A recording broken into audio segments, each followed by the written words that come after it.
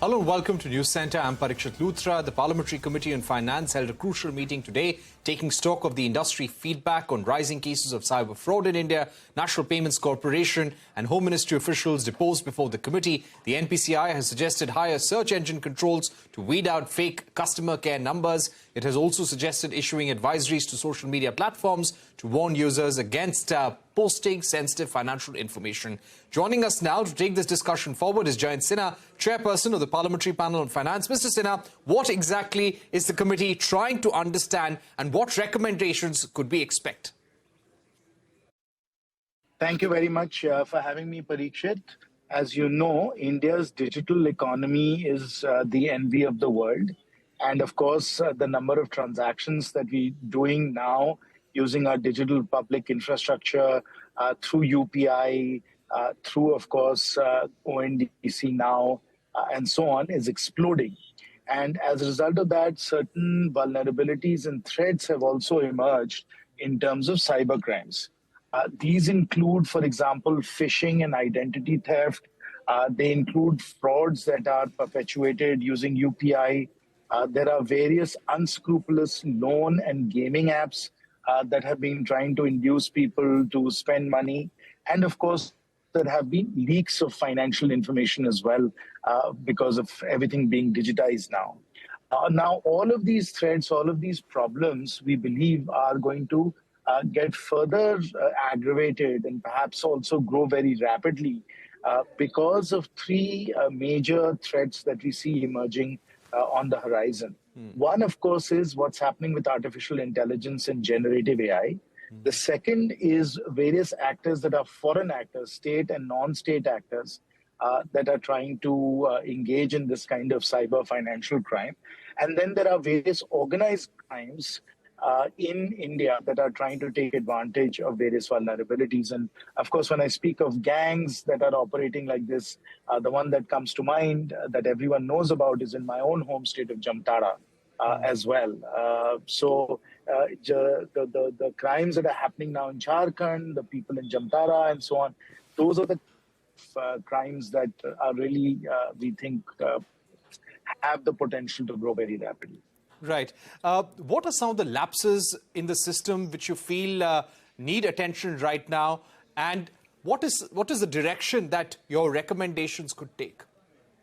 So as we've gone through our hearings, and we've had hearings, including not just government and government's agencies, but also a number of players in the financial ecosystem, and we will continue these for some time. We are finding that there are 2 or 3 types of gaps that have emerged. And these are gaps that are regulatory gaps, these are capability gaps, and then there are certain legal and institutional gaps as well. So, for example, we have found that SIM cards are often misused. And this is something that TRAI needs to do to make sure that fraudulent SIM cards are not used for some of these kinds of financial transactions. Then, these very unscrupulous apps have emerged. This comes within the purview of the various app stores that Google and Apple run. This is something that MeitY is looking at. Then, we have the problem of mule accounts in various different financial institutions. And again, this is something that RBI and SEBI need to look at. Crypto channels, we find, are being used to move money. Once the money has been stolen, then crypto channels are being used to move money around. And all of this is aggravated because, police, of course, is a state subject. And these kinds of crimes have to be dealt with through state police as well as local police, and they are not properly skilled or capable of dealing with these very sophisticated financial crimes. Many financial institutions also, we found, are not sufficiently hardened to deal with malware and various kinds of attacks that happen. And of course, we need to make sure that consumers are really aware of their rights and understand and know that there is, in fact, 1930 as a helpline that they can use, that within 3 days if they report a financial crime, then they're not liable. So there are various protections that already exist, and India, in fact, has very strong protections, particularly because of two-factor authentication and so on. But consumers are not fully aware of all of their rights and how best to protect themselves. Do you also feel that we can't really put all the onus on a consumer to understand if a particular situation he is in can lead to a fraud or not? Because when it comes to fraudsters, they will keep changing the modus operandi. Do you think somewhere the financial institutions, digital payment platforms where UPI is being used, they also somehow need to be accountable for frauds like these? Yes, in fact, the onus is in financial institutions, not so much consumers. If a consumer feels that a crime has been committed, that transactions have been done in their accounts without their knowing, or with them as unwilling accomplices, then it's very important for them to know that they need to report these crimes using the helpline 1930, and that if they report them within 3 days, there's no liability on them. The liability, in fact, is on the financial institution. So we need to tighten, the conduct of financial institutions.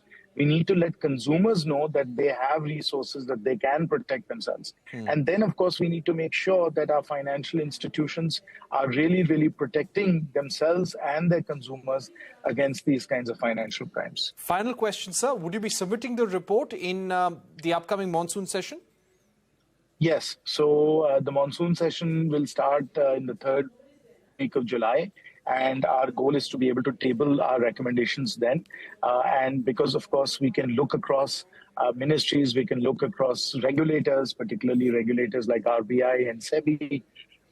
We believe that this will be a very useful and valuable set of recommendations for policymakers to implement. And this will significantly take what is already, as I said right at the outset, one of the best, if not the best, digital ecosystem in the world, and make it even better and protect our consumers even more. And thanks, Mr. Sinha, for staying with the issue of cyber frauds. I'm now joined by Manish Tewari, Congress MP and Member of Parliament panel on finance. Mr. Tewari, take us through your view on major challenges on cyber crimes in the country. There is a far, far more substantive and serious issue involved. And that issue is that today you have 4.9 billion people around the world who are connected to the internet. That is about 63% of the population of the world. So therefore, under those circumstances, you face twin challenges. One is the challenge of cybercrime, and the other is the challenge of cyber warfare. Because increasingly you have an intelligentization of warfare which is taking place. So under those circumstances, India needs to actually carry out a very, very comprehensive audit as to how secure our critical infrastructure is.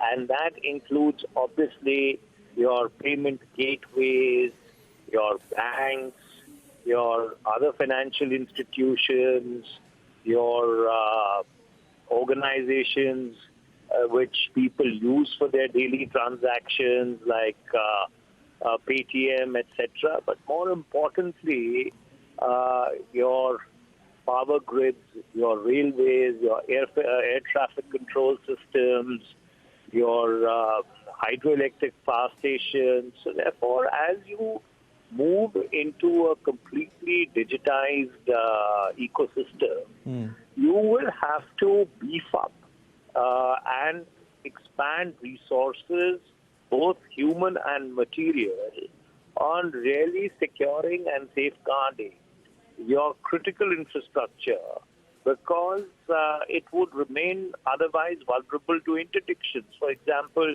your trading platforms, whether it is the National Stock Exchange or it's the Bombay Stock Exchange.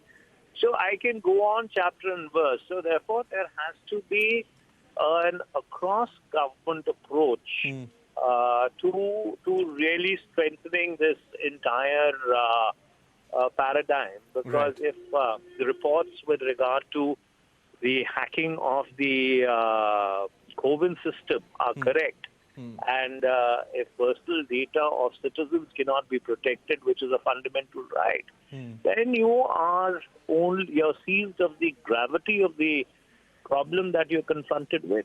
Right.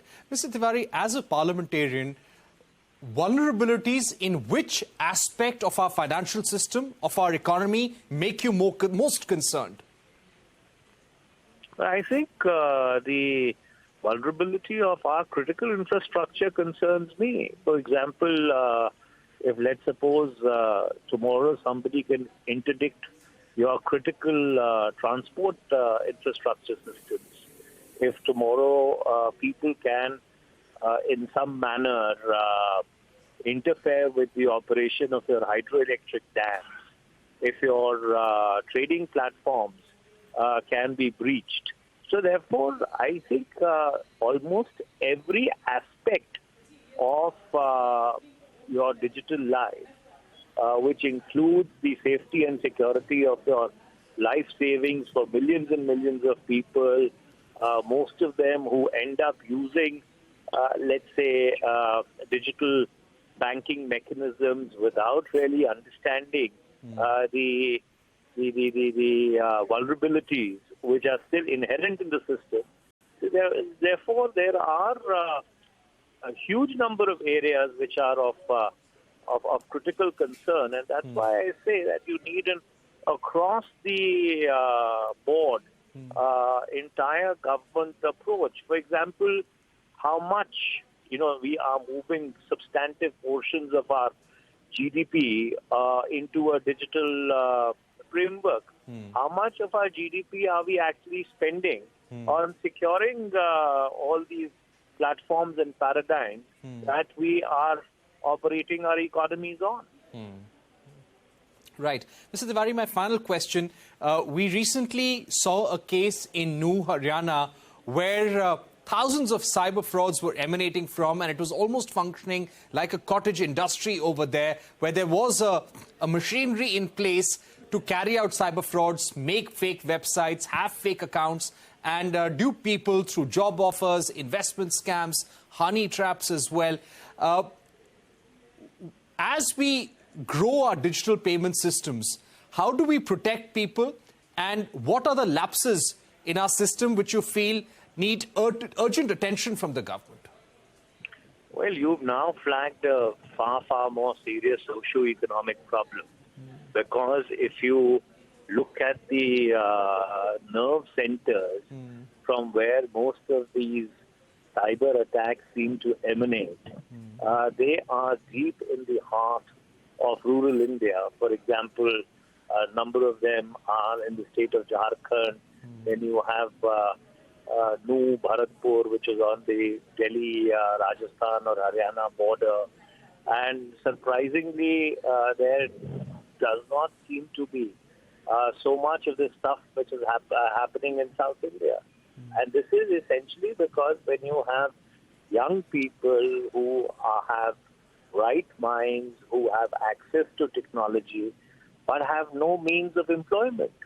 So therefore, if you have restless, ignited minds who are able to master technology and then have no tangible employment with which to keep their body and soul together, then crime becomes a very, very easy alternative to earn money.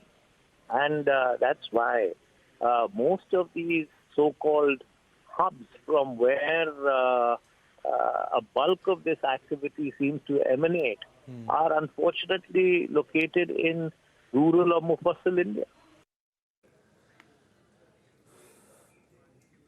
All right, as all eyes on the report by the Parliamentary Committee on Finance on Cyber Frauds, which is going to be submitted in the upcoming session of Parliament. We are going to take a short break here on CNBC-TV18. Up next, the Defence Acquisition Council has approved a deal to acquire the Predator or MQ-9 Reaper drones from the US. A special discussion with Lieutenant General Huda, former Army commander.